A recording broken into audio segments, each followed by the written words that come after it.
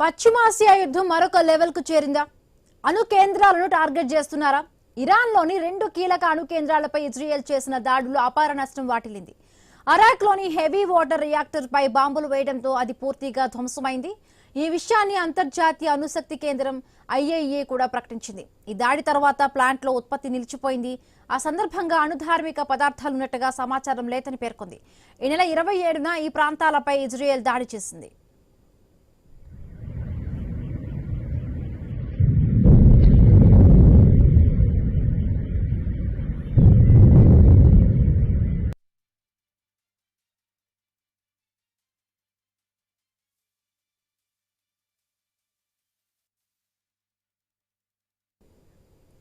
ఉత్తర ఇరాన్లోని తబ్రిక్ petrochemical కర్మాగారం పైన దాడి జరిగింది.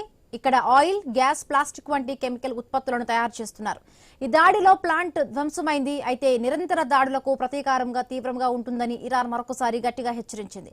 పశ్చిమాసియాలోని అమెరికా, ఇజ్రాయెల్ కమాండర్లు, రాజకీయ ప్రముఖులే లక్ష్యంగా దాడులు చేస్తామని IRGC వార్నింగ్ ఇచ్చింది.